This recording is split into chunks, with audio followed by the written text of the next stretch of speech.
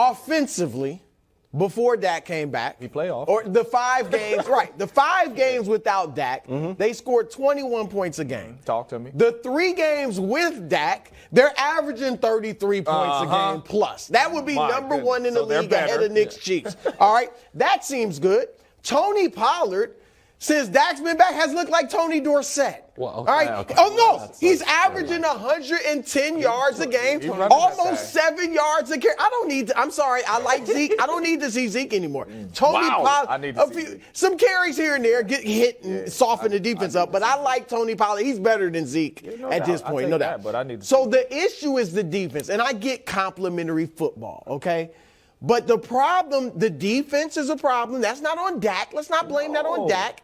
And this is what we feared, that they would go back, they would get away from what they did with Cooper Rush, which is run the football, and think, well, Dak can do more, which he can, but they become a little too dependent on Dak. No way he should have thrown 46 times against Green Bay. So once they get back to running the football primarily and then having Dak just manage it and then make some plays for us here and there, that and the defense, they'll be fine. That was 99% you saying that they were better. And then finally at the end, worse. But that's not on Dak. Why are we putting it on Dak? I mean, is the defense on Dak? Hold on, wait. Actually, I was saying you should go, but I just want to say something here. I'm not putting it on Dak. However, I was surprised by your answer only because you believe in this like quarterback wins, like that it can just affect the ethos and the vibe of the team. I believe in the intangibles. And so I thought you might say the defense taking a step back, that Dak does have something. I honestly thought you might. Because here's the thing, I don't believe in the quarterback win stuff.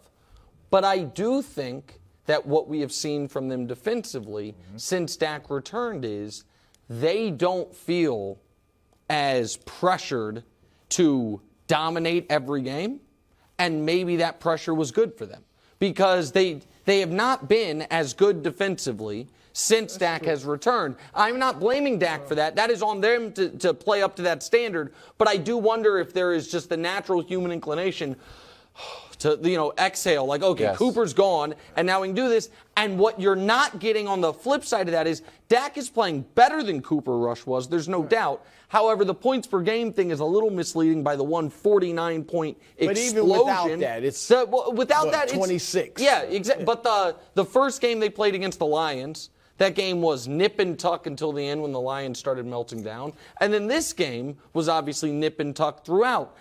What I do think, and I read this whole article that I thought was interesting, and this is what I want to ask you, is what Bob Sturm said is that Dak is taking chances since he returned that he had not previously been taking. And he postulated that some of that Cooper Rush chatter, maybe that Dak was like, I'm going to show you guys what a real franchise quarterback looks like, and now he's trying to force balls he otherwise wasn't.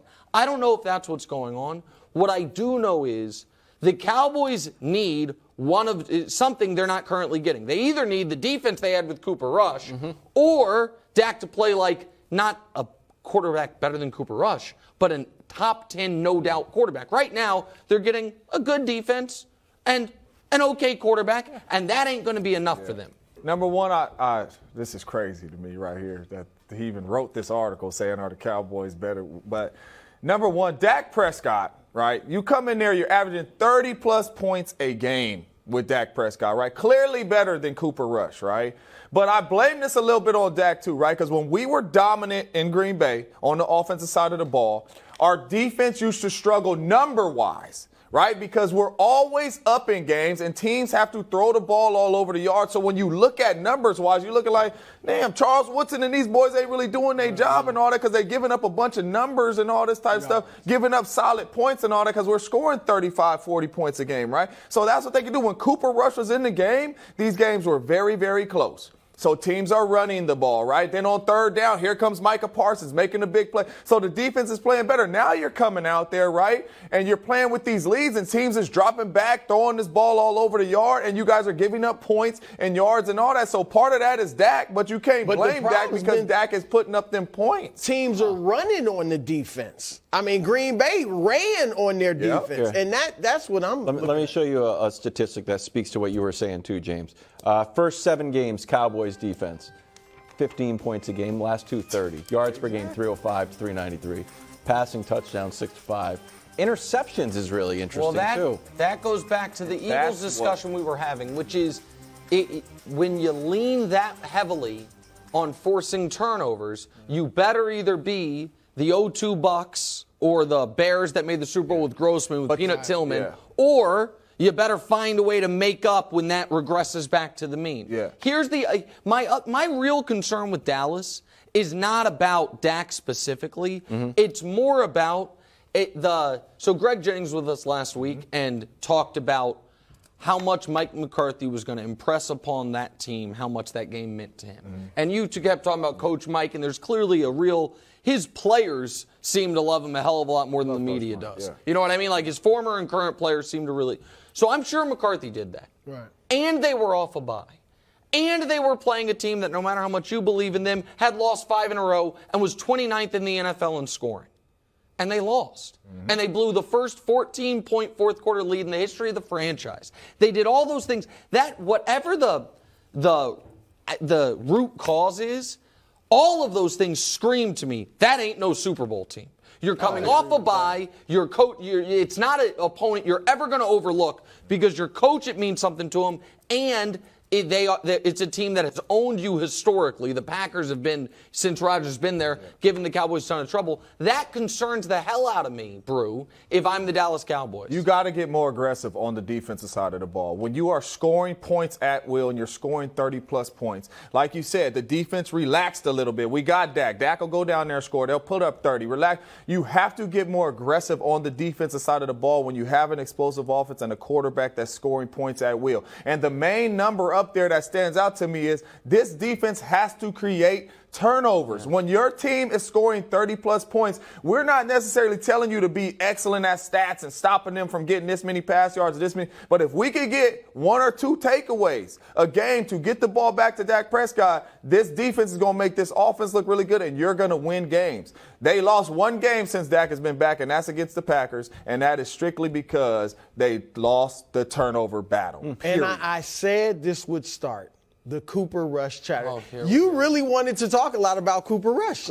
It should never start. He's not even close to Dak Prescott. You at started anything. talking about Cooper Rush. Like when they had Cooper out. But he was saying it in a negative way. Yes. He was saying They averaging hold on, 15 James. points with James, Cooper I have to Rush. jump in here. Both of y'all were want- favorable no. about James, Cooper Rush. James, hold I'm on. saying it's nothing to do with Dak. You're like, I don't know, that defense, Cooper's got the mojo, the intangibles to get the defense going. I don't understand it. 15 points. Brew I'm with wants you. I'm with to Dak. have a I'm with Cooper Dak. Rush discussion, but won't let I'm himself with do Dak. it. No, you're not. You are so clearly You on the not. fence, man. You What? so You sound like you on the obviously- fence. Who brought up the 33 points a game? Well, you I know, the but that's why. a lot of- Who brought up what he's done for Tony Pollard? Mwah! I'm with Why are you that. saying moi now? I'm for Broussard. Let's Coming up after the break. It is. We're talking about Brooklyn and Kyrie next. First things first. Thanks for watching. Subscribe here to get more from the show and to check out clips from other shows on FS1.